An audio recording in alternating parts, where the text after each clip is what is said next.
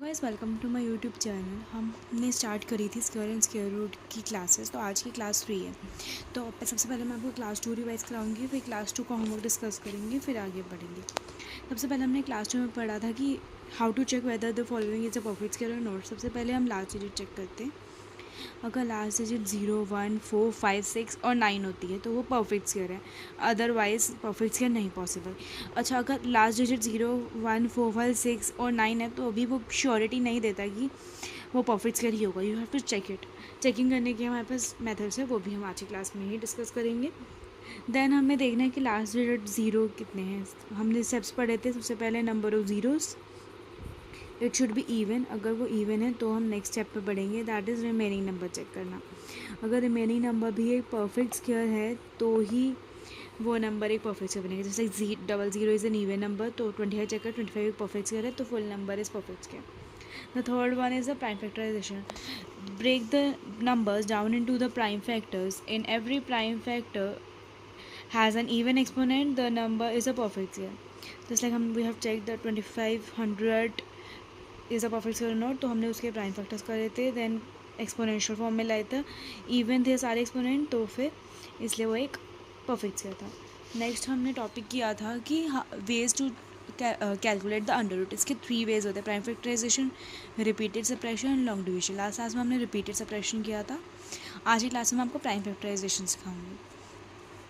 First, repeated subtraction. Repeated subtraction involves repeatedly subtracting the consecutive odd numbers from the number until you reach zero or a negative number.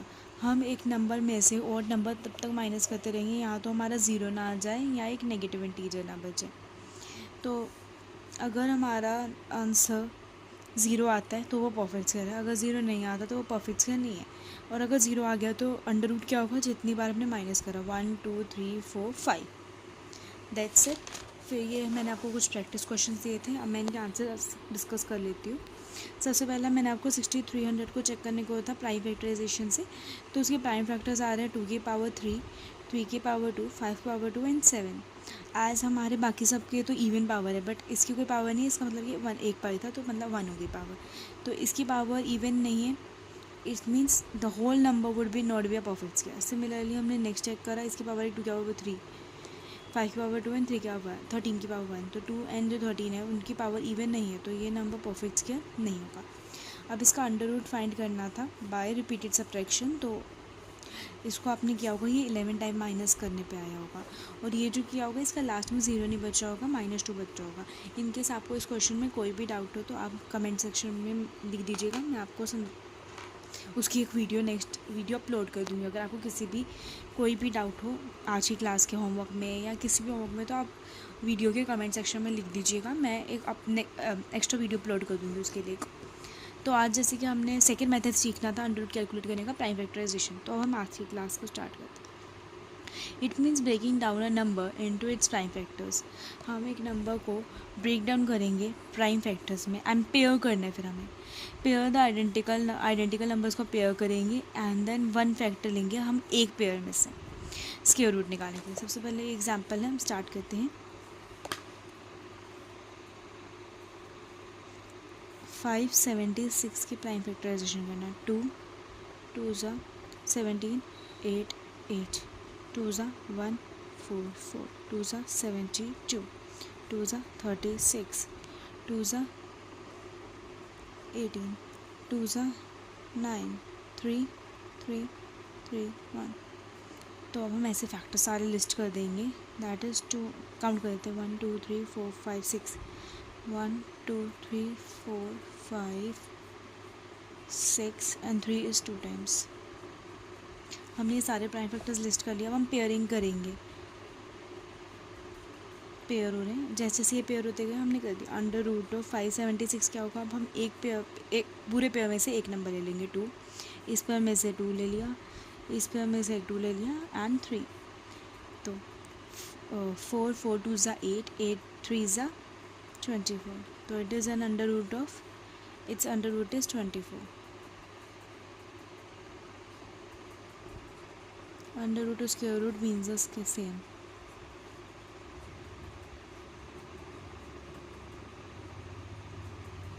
That's it, आपको सिर्फ इतना ही करके दिखाना है। और अगर question पूछा है एक्स्ट्रा कि is it a perfect square, तो वो भी एक लाइन लीजिएगा, yes it is a perfect square as all the, इधर यू में राइट की all the prime factors are in pair, और जो मैंने लास्ट क्लास में बताया था कि all the prime factors have an even exponential power. आप इन दोनों में से कोई भी स्टेटमेंट स्टेट कर सकते हैं। अब हम नेक्स्ट पढ़ते हैं कि if the prime factors are not in the pair, अगर पेयर में नहीं दे रखे it is not a perfect square, तो वो परफेक्ट स्क्वायर नहीं होगा। बट हम उसे परफेक्ट स्क्वायर बना सकते हैं इधर मल्टीप्लाई करने से और डिवाइड करने से। इसको मैं अभी एग्जाम्पल्स के साथ समझाती हूँ। In case of multiplication the least number which should B multiplied is the left over factor which was not paired sorry. मतलब कि अगर आपने प्राइम फैक्टराइजेशन करी और कोई भी लेफ़्ट ओवर रह गया, मतलब पेयर नहीं बन पाया जिस फैक्टर का, तो उस फैक्टर से मल्टीप्लाई करके आप अपने नंबर को परफेक्ट स्क्वायर बना सकते हैं। Let me show you how to do that. For example मेरा ये नंबर दे रखा है 180। सबसे पहले मैं इसकी प्राइम फैक्टराइजेशन करूँगी।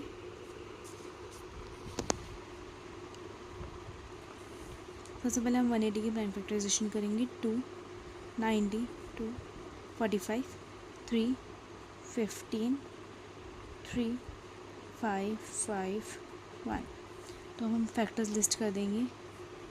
2 इंटू 2 इंटू 3 इंटू 3 इंटू 5। फिर लिख देंगे it is not a perfect square, ये परफेक्ट स्क्वायर नहीं है, as all the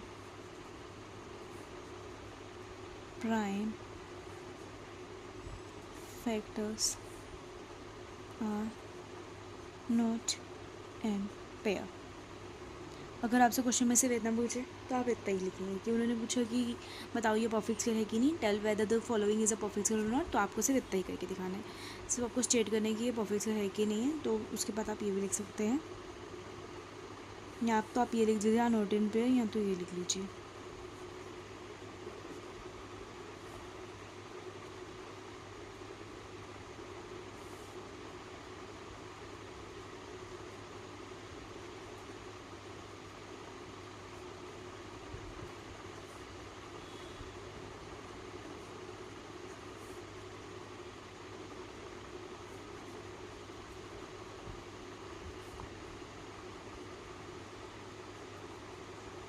It is not a perfect square as the exponential power of the prime factors are not even।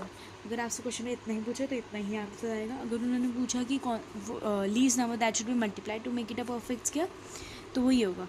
जैसे हमने इसका pairing कर ली, इसकी पेयरिंग कर ली, बट 5 रह गया लेफ्ट ओवर अनपेयर्ड, तो आप लिखेंगे द लीस्ट नंबर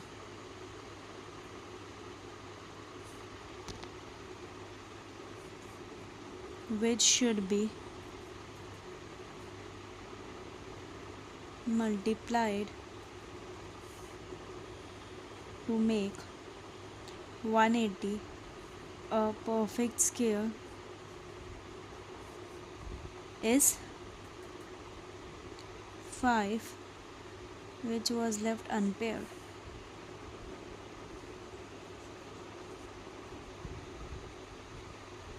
अगर आपसे लीस्ट नंबर पूछा है तो सिर्फ इतना मेंशन करेंगे, इधर से लेकर इधर तक, पहले ये परफेक्ट स्क्वायर नहीं है और लीस्ट नंबर कितना।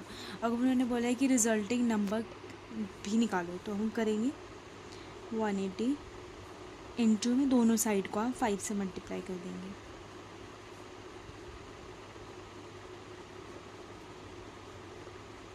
तो 180 इंटू 5 हम रफ कॉलम में करके देख लेते हैं।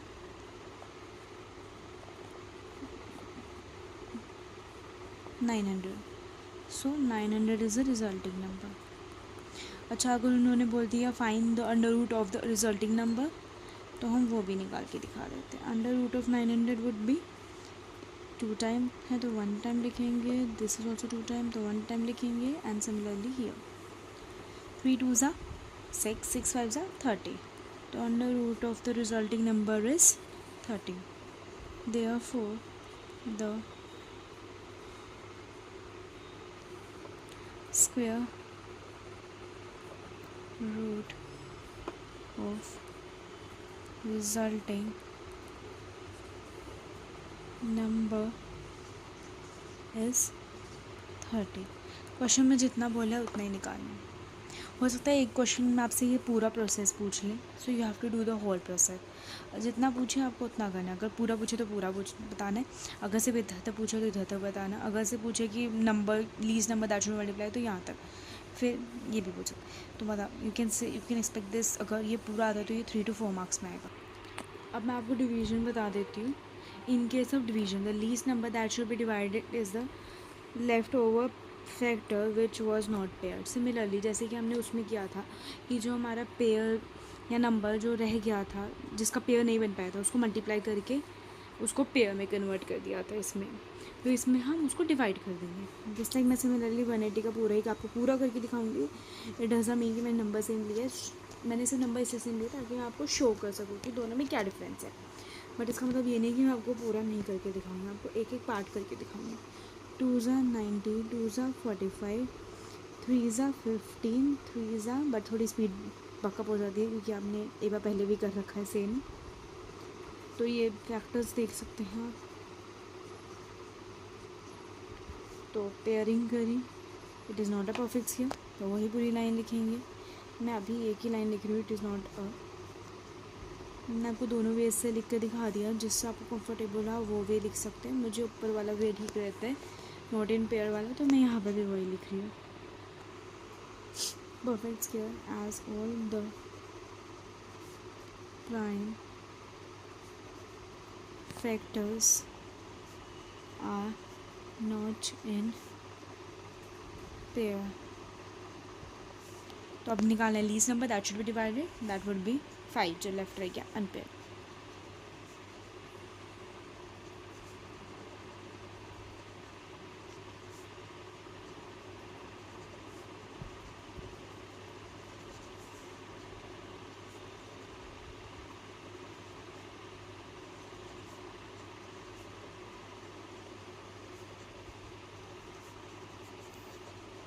The least number which should be divided to make 180 a perfect square is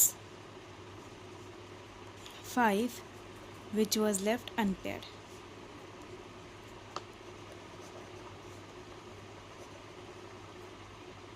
तो 180 by 5 is equal to